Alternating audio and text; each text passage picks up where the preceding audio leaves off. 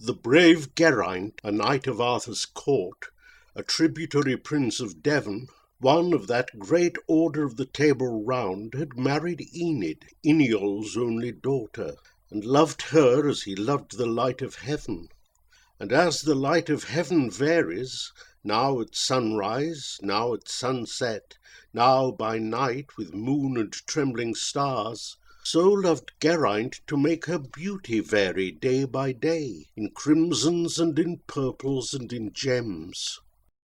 And Enid, but to please her husband's eye, who first had found and loved her in a state of broken fortunes, daily fronted him in some fresh splendour, and the queen herself, grateful to Prince Geraint for service done, loved her, and often with her own white hands arrayed and decked her, as the loveliest, next after her own self, in all the court.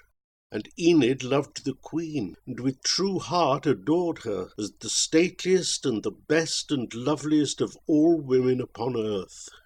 And seeing them so tender and so close, long in their common love rejoiced Geraint. But when a rumour rose about the queen touching her guilty love for Lancelot, though yet there lived no proof, nor yet was heard the world's loud whisper breaking into storm, not less Geraint believed it. And there fell a horror on him, lest his gentle wife, through that great tenderness for Guinevere, had suffered, or should suffer any taint in nature. Wherefore, going to the king, he made this pretext, that his princedom lay close on the borders of a territory wherein were bandit earls and caitiff knights, assassins, and all flyers from the hand of justice, and whatever loathes a law. And therefore, till the king himself should please to cleanse this common sewer of all his realm, he craved a fair permission to depart and there defend his marches. And the king mused for a little on his plea, but last, allowing it, the prince and Enid rode, and 50 knights rode with them to the shores of Severn, and they passed to their own land, thinking that if ever yet was wife true to her lord, mine shall be so to me. He compassed her with sweet observances and worship, never leaving her, and grew forgetful of his promise to the king, forgetful of the falcon and the hunt, forgetful of the tilt and tournament, forgetful of his glory and his name, forgetful of his princedom and its cares. And this forgetfulness was hateful to her.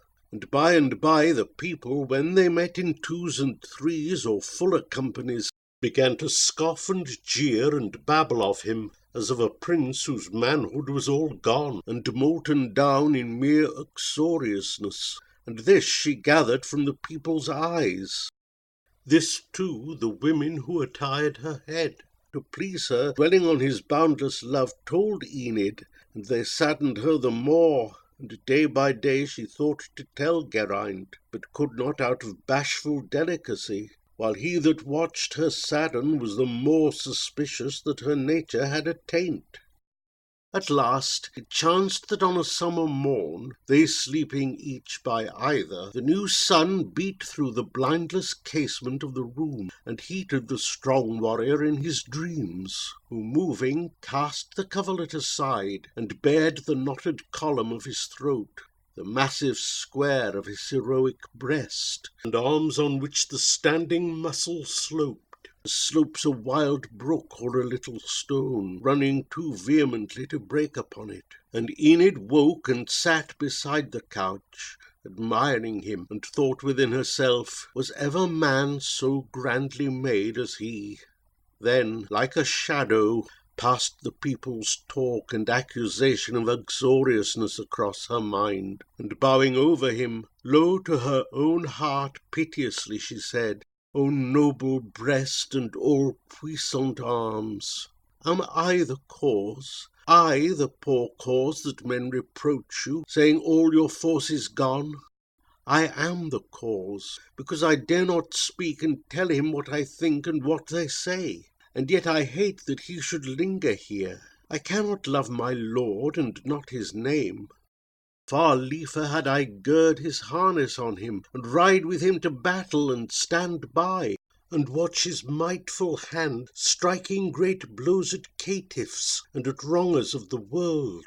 Far better were I laid in the dark earth, not hearing any more his noble voice, not to be folded more in these dear arms, and darkened from the high light in his eyes, than that my Lord through me should suffer shame. Am I so bold, and could I so stand by and see my dear Lord wounded in the strife, maybe pierced to death before mine eyes, and yet not dare to tell him what I think, and how men slur him, saying all his force is melted into mere effeminacy? O me, I fear that I am no true wife. Half inwardly, half audibly she spoke, and the strong passion in her made her weep true tears upon his broad and naked breast, and these awoke him.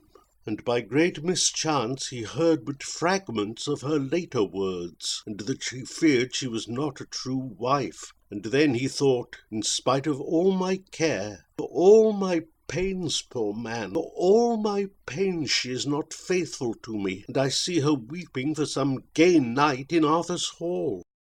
Then though he loved and reverenced her too much to dream she could be guilty of foul act, right through his manful breast darted the pang that makes a man, in the sweet face of her whom he loves most, lonely and miserable.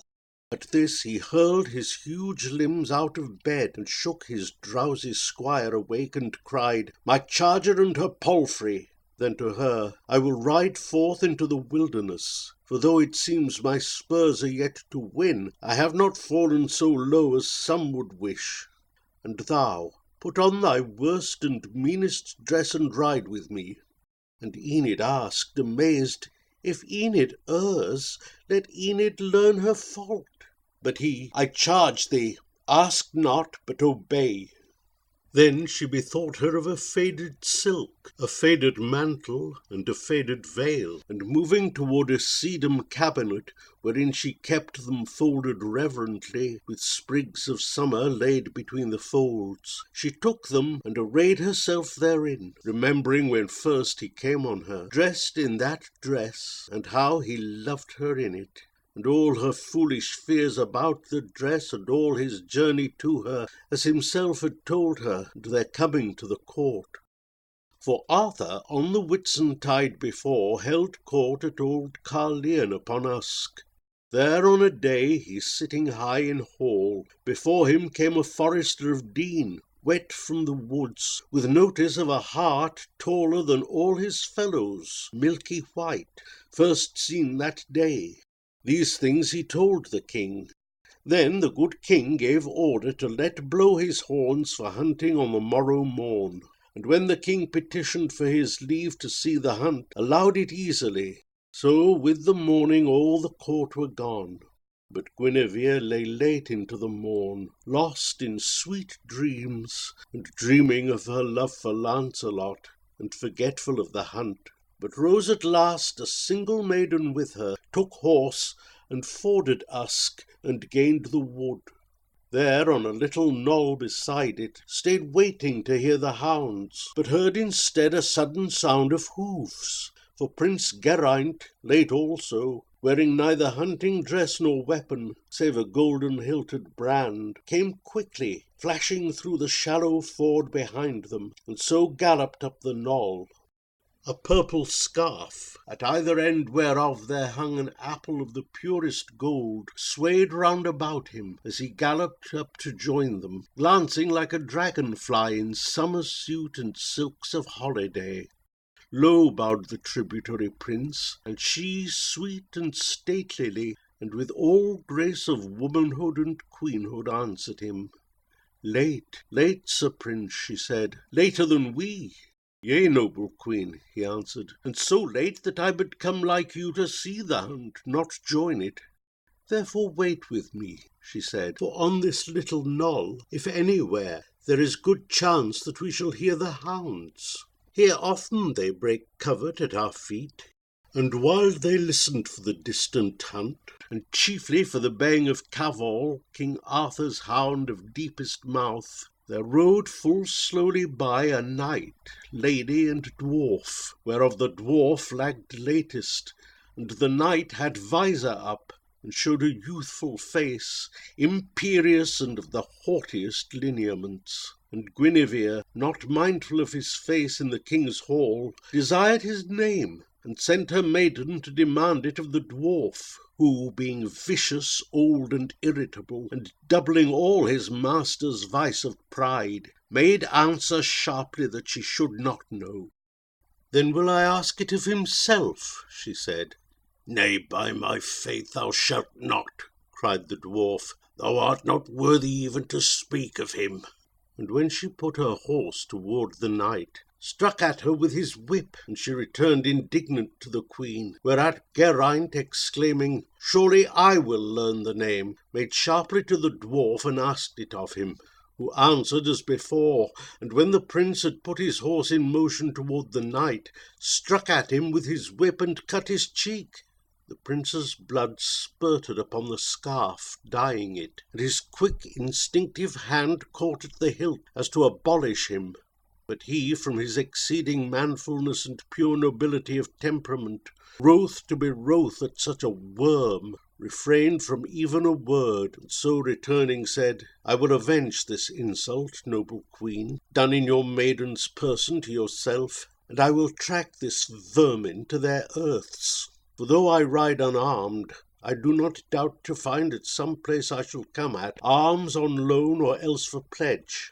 And being found, then will I fight him, and will break his pride, and on the third day will again be here, so that I be not fallen in fight. Farewell." "Farewell, fair prince," answered the stately queen. "Be prosperous in this journey as in all, and may you light on all things that you love, and live to wed with her whom first you love. But ere you wed with any, bring your bride, and I, were she the daughter of a king, yea, though she were a beggar from the hedge, will clothe her for her bridals like the sun." And Prince Geraint, now thinking that he heard the noble heart at bay, now the far horn, a little vexed at losing of the hunt, a little at the vile occasion, rode by ups and downs through many a grassy glade and valley, with fixed eye following the three. At last they issued from the world of wood, and climbed upon a fair and even ridge, and showed themselves against the sky, and sank. And thither there came Geraint, and underneath beheld the long street of a little town in a long valley, on one side whereof, white from the mason's hand, a fortress rose, and on one side a castle in decay, beyond a bridge that spanned a dry ravine. And out of town and valley came a noise as of a broad brook or a shingly bed brawling, or like a clamour of the rooks at distance, ere they settle for the night. And onward to the fortress rode the three, and entered, and were lost behind the walls. So, thought Geraint, I have tracked him to his earth. And down the long street riding wearily, found every hostel full, and everywhere was hammer laid to hoof, and the hot hiss and bustling whistle of the youth who scoured his master's armour. And of such a one he asked, "What means the tumult in the town?" Who told him, scouring still, "The sparrow-hawk." Then, riding close behind an ancient churl, who, smitten by the dusty sloping beam, went sweating underneath a sack of corn, asked yet once more what meant the hubbub here, who answered gruffly, "The sparrow-hawk." Then riding further past an armourer's, who with back turned and bowed above his work, sat riveting a helmet on his knee, he put the self-same query, but the man, not turning round nor looking at him, said, "Friend, he that labours for the sparrow-hawk has little time for idle questioners." Whereat Geraint flashed into sudden spleen. "1,000 pips eat up your sparrow-hawk! Tits, wrens, and all winged nothings peck him to death.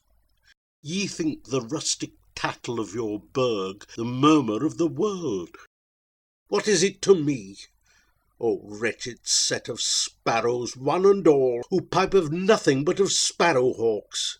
Speak, if ye be not like the rest, hawk mad, where can I get me harbourage for the night? And arms, arms to fight my enemy.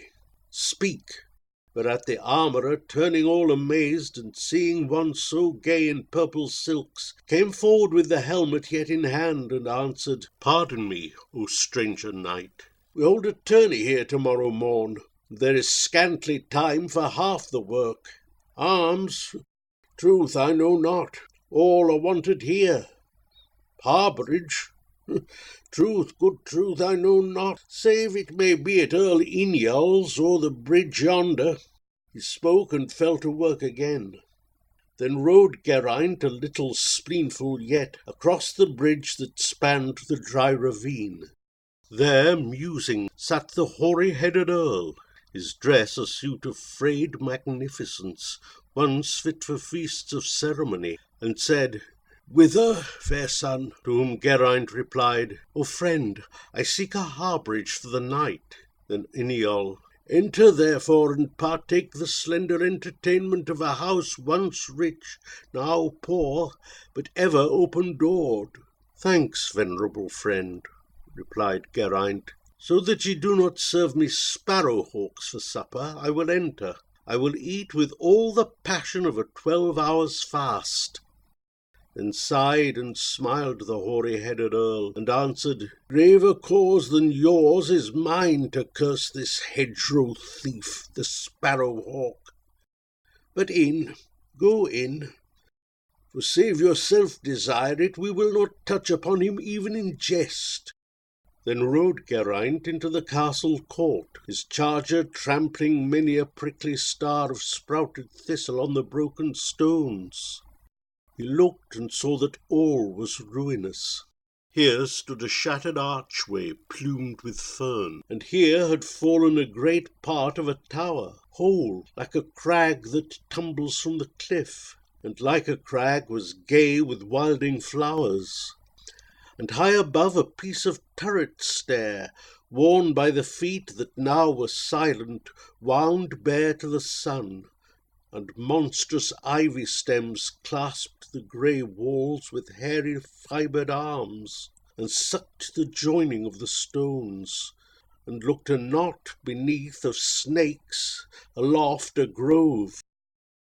And while he waited in the castle court, the voice of Enid, Eniol's daughter, rang clear through the open casement of the hall, singing, and as the sweet voice of a bird, heard by the lander in a lonely isle, moves him to think what kind of bird it is that sings so delicately clear, and make conjecture of the plumage and the form, so the sweet voice of Enid moved Geraint, and made him like a man abroad at morn, when first the liquid note beloved of men comes flying over many a windy wave to Britain, and in April suddenly breaks from a coppice gemmed with green and red, and he suspends his converse with a friend. Or it may be the labour of his hands to think or say, There is the nightingale.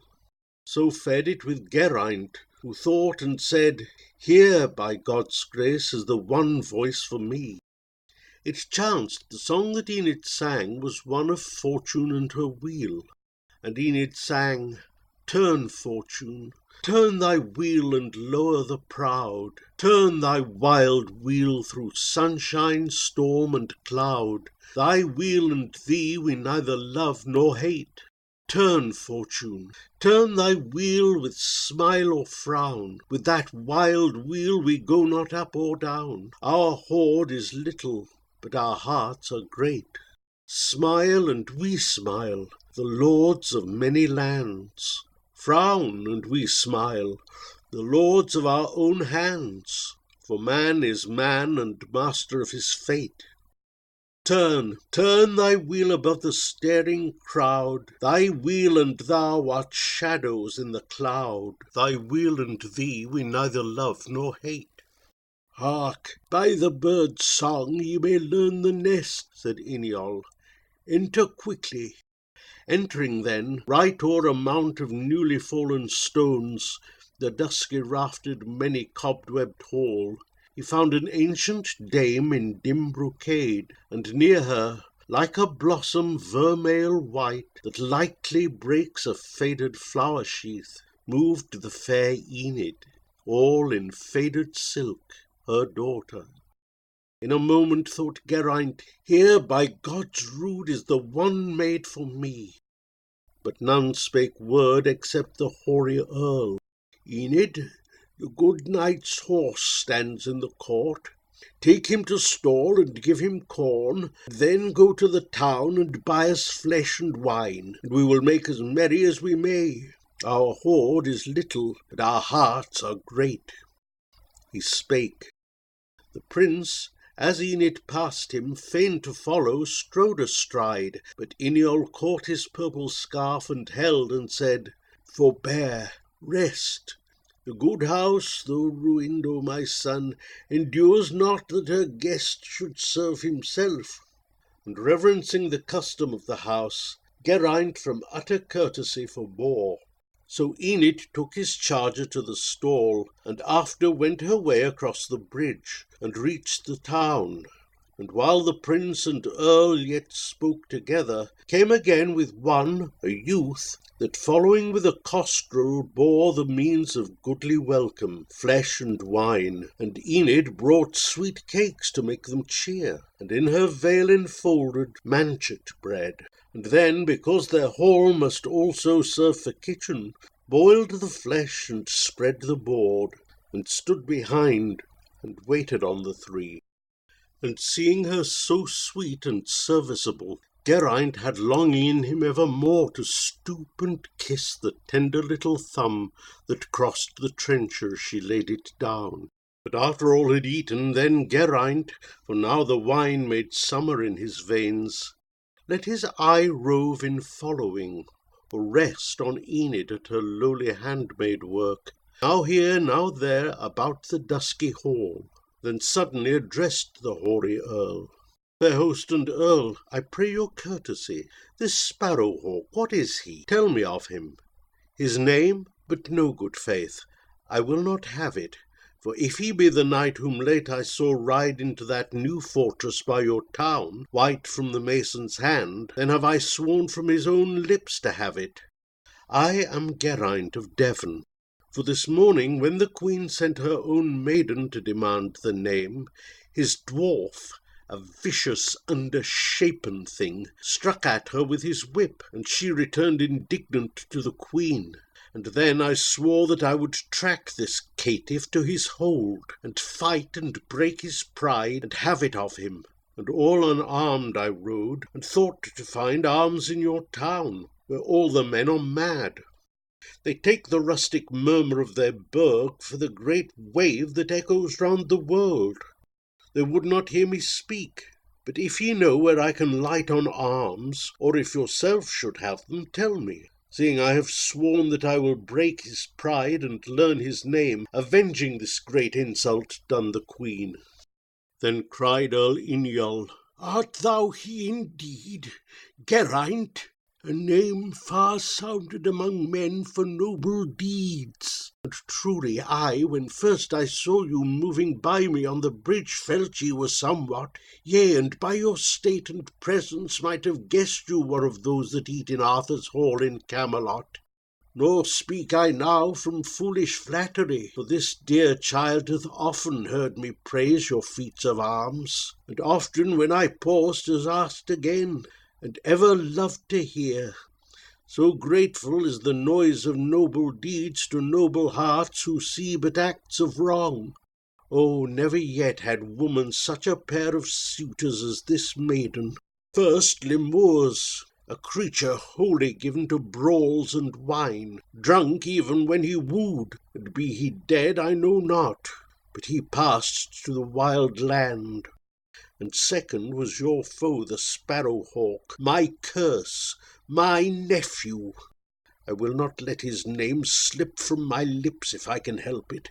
He, when that I knew him fierce and turbulent, refused him. Then his pride awoke, and since the proud man often is the mean, he sowed a slander in the common ear, affirming that his father left him gold, and in my charge, which was not rendered to him, bribed with large promises the men who served about my person, the more easily because my means were somewhat broken into through open doors and hospitality, raised my own town against me in the night before my Enid's birthday, sacked my house, from mine own earldom foully ousted me, built that new fort to overawe my friends. For truly there are those who love me yet, and keeps me in this ruinous castle here, where doubtless he would put me soon to death, but that his pride too much despises me. And I myself sometimes despise myself, where I have let men be and have their way, am much too gentle,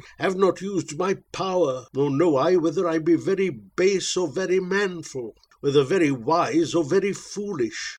Only this I know, that whatsoever evil happen to me, I seem to suffer nothing heart or limb, but can endure it all most patiently. Well said, true heart, replied Geraint. But arms, that if the Sparrowhawk, this nephew, fight in next day's tourney, I may break his pride.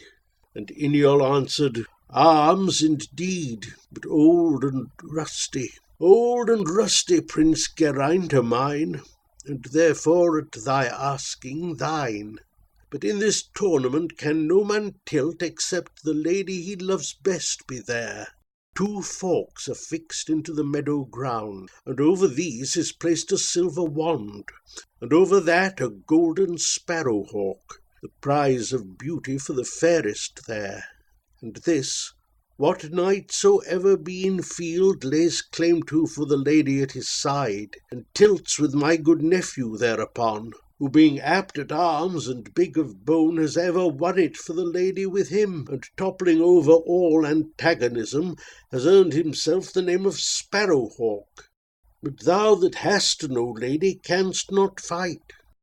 To whom Geraint with eyes all bright replied, leaning a little toward him, Thy leave, let me lay lance in rest, O noble host, for this dear child, because I never saw, though having seen all beauties of our time, nor can see elsewhere anything so fair. And if I fall, her name will yet remain untarnished as before. But if I live, so aid me heaven when at mine uttermost, as I will make her truly my true wife. Then, howsoever patient, Iniol's heart danced in his bosom, seeing better days, and looking round he saw not Enid there, who hearing her own name had stolen away, but that old dame, to whom full tenderly and folding all her hand in his, he said, Mother, a maiden is a tender thing, and best by her that bore her understood. Go thou to rest, but ere thou go to rest, tell her, and prove her heart toward the prince. So spake the kindly-hearted earl, and she with frequent smile and nod departing found, half disarrayed as to her rest, the girl, whom first she kissed on either cheek, and then on either shining shoulder laid a hand, and kept her off and gazed upon her face, and told them all their converse in the hall, proving her heart. But never light and shade coursed one another more on open ground beneath a troubled heaven, than red and pale across the face of Enid hearing her, while slowly falling as a scale that falls, when weight is added only grain by grain, sank her sweet head upon her gentle breast. Nor did she lift an eye nor speak a word, wrapped in the fear and in the wonder of it. So, moving without answer to her rest, she found no rest, and ever failed to draw the quiet night into her blood, but lay contemplating her own unworthiness. And when the pale and bloodless east began to quicken in the sun, arose and raised her mother too, and hand in hand they moved down to the meadow where the jousts were held, and waited there for Iniol and Geraint. And thither came the twain, and when Geraint beheld her first in field awaiting him, he felt, were she the prize of bodily force, himself beyond the rest pushing could move the chair of Idris. Ineol's rusted arms were on his princely person, but through these prince-like his bearing shone, and errant knights and ladies came, and by the town flowed in, and settling circled all the lists. And there they fixed the forks into the ground, and over these they placed the silver wand, and over that the golden sparrow-hawk. Then Ineol's nephew, after trumpet blown, spake to the lady with him, and proclaimed, Advance and take, as fairest of the fair, what I these 2 years past have won for thee, the prize of beauty. Loudly spake the prince, Forbear, there is a worthier. And the knight, with some surprise and thrice as much disdain, turned, and beheld the four, and all his face glowed like the heart of a great fire at Yule, so burned he was with passion, crying out, Do battle for it then. No more, and thrice they clashed together, and thrice they brake their spears. Then each, dishorsed and drawing, lashed at each so often and with such blows, that all the crowd wondered, and now and then from distant walls there came a clapping as of phantom hands. So twice they fought, and twice they breathed, and still the dew of their great labour and the blood of their strong bodies flowing drained their force. But either's force was matched, till Ineol's cry, Remember that great insult done the queen, increased Geraint's, who heaved his blade aloft, and cracked the helmet through, and bit the bone, and felled him, and set foot upon his breast, and said, Thy name? To whom the fallen man made answer, groaning, Edion, son of Nud. Ashamed am I that I should tell it thee. My pride is broken, men have seen my fall. Then, Edion, son of Nud, replied Geraint, these 2 things shalt thou do, or else thou diest. First, thou thyself with damsel and with dwarf shall ride to Arthur's court, and coming there crave pardon for that insult done the queen, and shall abide her judgment on it. Next, thou shalt give back their earldom to thy kin. These 2 things shalt thou do, or thou shalt die. And Edion answered, These things will I do, for I have never yet been overthrown, and thou hast overthrown me, and my pride is broken down, for Enid sees my fall. And rising up he rode to Arthur's court, and there the queen forgave him easily. And being young he changed, and came to loathe his crime of traitor, slowly drew himself bright from his old dark life, and fell at last in the great battle fighting for the king. But when the 3rd day from the hunting morn made a low splendour in the world, and wings moved in her ivy, Enid, for she lay with her fair head in the dim yellow light, among the dancing shadows of the birds, woke and bethought her of her promise given no later than last eve to Prince Geraint. So bent he seemed on going the 3rd day, he would not leave her till her promise given, to ride with him this morning to the court, and there be made known to the stately queen, and there be wedded with all ceremony. At this she cast her eyes upon her dress, and thought it never yet had looked so mean. For as a leaf in mid-November is to what it is in mid-October, seemed the dress that now she looked on to the dress she looked on ere the coming of Geraint. And still she looked, and still the terror grew of that strange, bright, and dreadful thing, a court, all staring at her in her faded silk. And softly to her own sweet heart she said, This noble prince who won our earldom back, so splendid in his acts and his attire, sweet heaven, how much I shall discredit him! Would he could tarry with us here a while! But being so beholden to the prince, it were but little grace in any of us, bent as he seemed on going this 3rd day, to seek a 2nd favour at his hands. Yet if he could but tarry a day or 2, myself would work eye dim and finger lame, far liefer than so much discredit him. And Enid fell in longing for a dress all branched and flowered with gold, a costly gift of her good mother, given her on the night before her birthday 3 sad years ago, that night of fire, when Edion sacked their house and scattered all they had to all the winds.